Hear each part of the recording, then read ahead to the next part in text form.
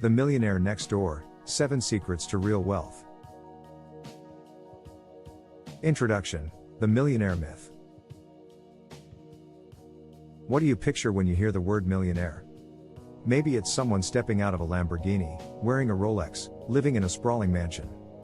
Someone who inherited a fortune, hit the jackpot with a tech startup, or signed a multi-million-dollar sports contract. For decades, we've been fed this image of wealth by movies, TV, and social media. But what if I told you that image is almost entirely wrong? What if the real millionaires in our country are hiding in plain sight, living right next door to you, and you'd never even know it?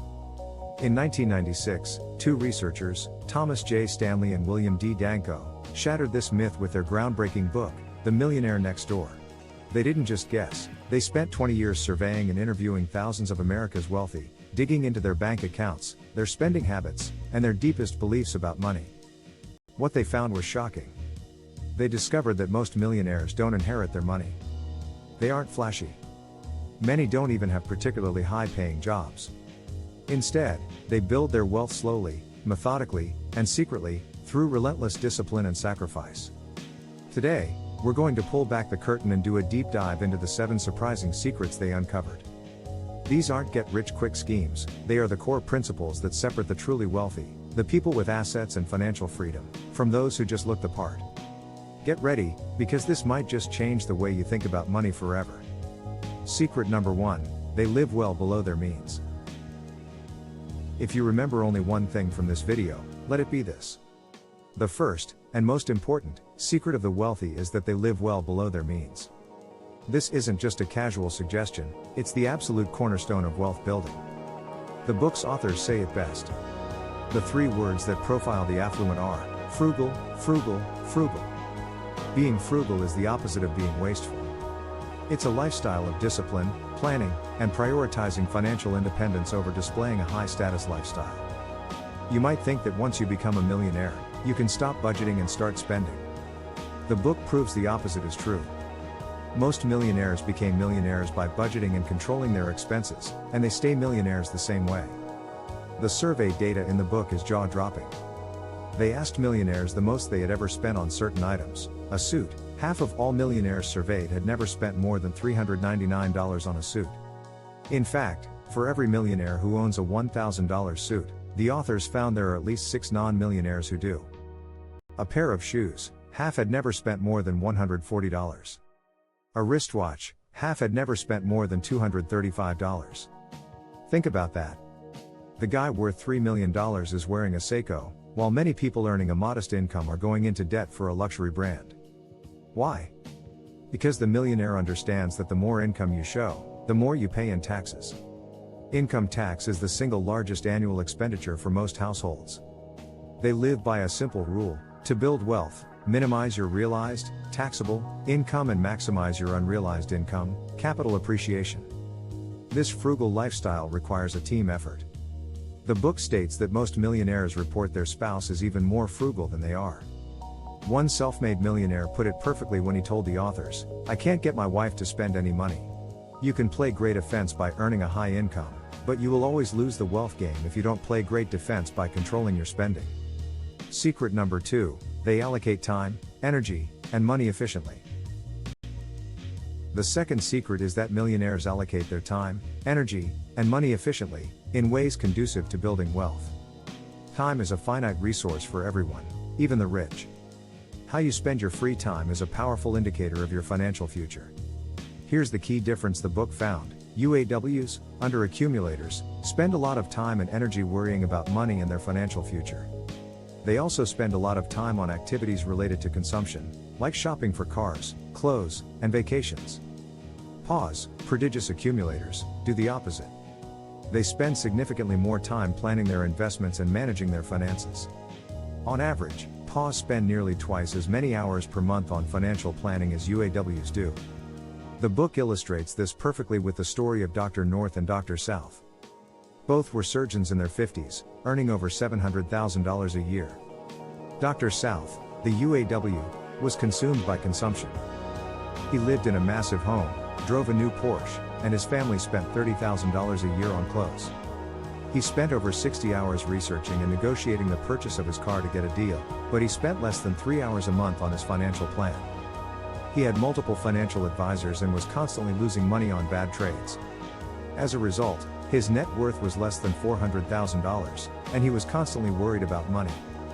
Dr. North, the PA, was the picture of efficiency. He lived in a much more modest house and drove a 9-year-old Mercedes he bought used. He was his own financial advisor and spent about 10 hours a month studying investments in 2 areas he understood well: agriculture and the medical industry. His net worth was over $7.5 million, nearly 19 times more than Dr. South's, and he had very few financial worries. The lesson is clear: the wealthy don't just happen to get rich. They make it a priority. They dedicate their time and mental energy to understanding, managing, and growing their money, while UAWs spend that same time and energy planning their next big purchase. Secret number 3: financial independence is more important than social status. The third secret is a powerful mindset shift. Millionaires believe financial independence is more important than displaying high social status. This is the core reason they can live so frugally. They derive more satisfaction and security from having a high net worth than from owning status symbols. The book proves this with a fantastic story about a superpaw named Mr. Allen. His friends decided to surprise him with a brand new Rolls-Royce for his birthday. Instead of being thrilled, he was horrified and refused the gift. His explanation was simple: there's nothing the Rolls-Royce represents that's important in my life. I can't throw fish in the back seat of the Rolls, like I do right now when I go fishing. He understood a deep truth: buying one status symbol often leads to a chain reaction. If you get the Rolls, you suddenly feel you need a bigger house in a fancier neighborhood. Then you need the designer clothes and country club membership. It's a consumption trap. Cars are the biggest trap of all. The book dedicates an entire chapter called "You Aren't What You Drive" to this topic. While most people think millionaires drive luxury imports, the research shows the most popular car brand among millionaires is Ford. Only 23.5% own a new, current year model. Nearly 37% of their most recent purchases were used cars. The typical millionaire spent about $24,800 on their most recent vehicle. Why? Because a car is a rapidly depreciating asset. A new $60,000 car might lose half its value in 3 years. That's a $30,000 loss. The millionaire next door would rather invest that money. They also avoid high-status neighborhoods, because it's much easier to accumulate wealth when you aren't trying to keep up with the Joneses. They choose freedom over appearances every single time.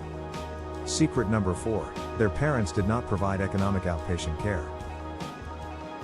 The fourth secret is about upbringing. The parents of millionaires generally did not provide economic outpatient care.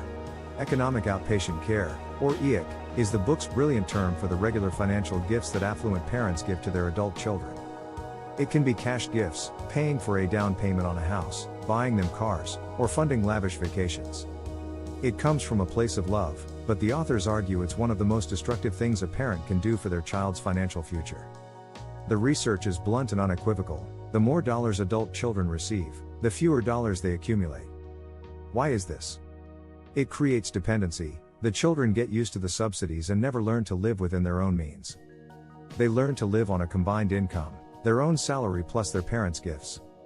It encourages a high consumption lifestyle. When mom and dad are footing the bill, it's easy to buy a bigger house or a fancier car than you can actually afford. This creates a lifestyle that becomes a financial prison later in life. It destroys initiative. EIC acts as a safety net that dulls the incentive to work hard, take calculated risks, and achieve on your own. Why strive to build a business when you can just wait for the next check? The proof is in the numbers. More than 80% of America's millionaires are first-generation rich. More than half never received a single dollar of inheritance. They were never propped up by their parents. They were taught to be financially self-reliant. They learned how to fish, rather than just being given a fish for dinner. Secret number 5: their adult children are economically self-sufficient.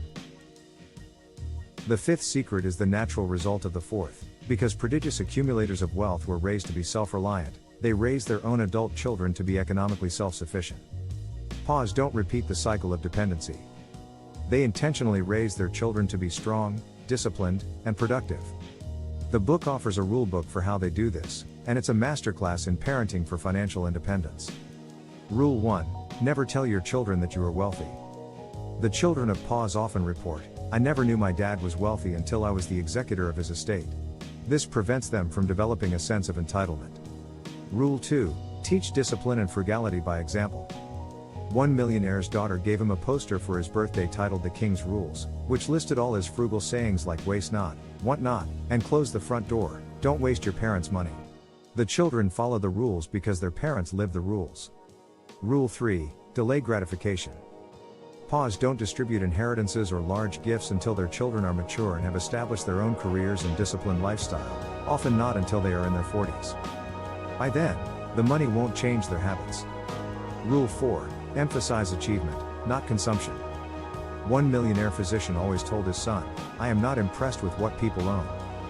I'm impressed with what they achieve." Always strive to be the best in your field. If you are, money will find you. The goal of these parents isn't just to pass down their wealth, it's to pass down the values that created the wealth in the first place. Secret number 6, they are proficient in targeting market opportunities.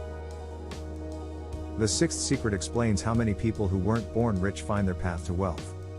They are proficient in targeting market opportunities, and one of the biggest opportunities is serving the affluent. You may be thinking, but you just said millionaires are frugal. That's true for many consumer goods. But the book makes a critical distinction. The affluent are not price sensitive when it comes to a few key areas: their investment, accounting and tax advice, legal services, especially estate planning, high quality medical and dental care, their children's and grandchildren's education. Many people have become millionaires by becoming the go-to expert for the wealthy. They follow the money. The book predicts that as the millionaire population grows, the demand for these specialized services will explode. Think about it: estate attorneys will manage the transfer of trillions of dollars between generations. Medical specialists, the affluent, will pay top dollar, often out of pocket, for cosmetic dentistry, plastic surgery, and other elective procedures for themselves and their families.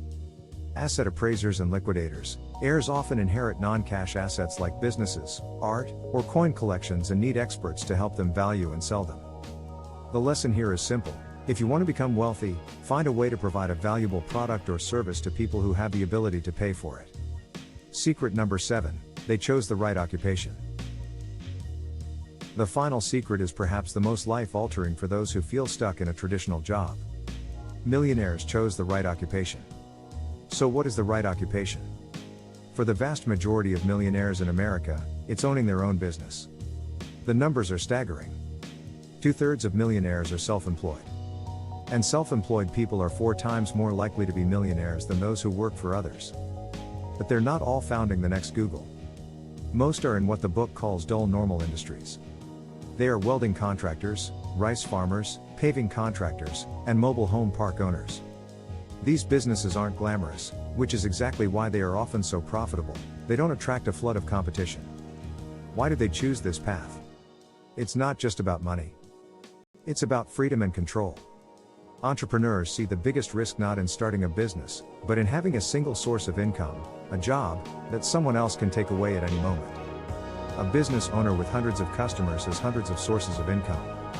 That is true security. These entrepreneurs share a common belief: courage is not the absence of fear, but acting in spite of it. They face risk and adversity every day, and in doing so, they learn to conquer the fear that holds so many people back. Conclusion: your path to real wealth. So, what have we learned from the Millionaire Next Door? The path to wealth isn't paved with lottery tickets, high salaries, and flashy lifestyles. It's a quiet, disciplined journey that is available to almost anyone. Let's recap the 7 secrets. 1. Live well below your means. Frugality is your foundation. 2. Allocate your time, energy, and money efficiently toward building wealth. Be a planner, not just a worrier. 3. Believe financial independence is more important than social status. Value freedom over stuff. 4. Never accept economic outpatient care. Learn to stand on your own 2 feet. 5. Raise your children to be economically self-sufficient. Pass on values, not just cash. 6. Become proficient in targeting market opportunities. Find a niche and serve it well. 7. Choose the right occupation. For many, this means taking the courageous path of self-employment. Keep in mind, building wealth is a marathon, not a sprint. It's about playing great defense with your money, no matter how much you earn. It's about discipline, sacrifice, and focusing on the long-term goal of financial freedom. The millionaire next door isn't a myth. He or she is out there, quietly building a fortune. And after today, you now have the blueprint to become one yourself. What's one surprising lesson you learned from this? Let me know in the comments below. And don't forget to like and subscribe for more deep dives into the best books on wealth and success. Thanks for watching. See you next time.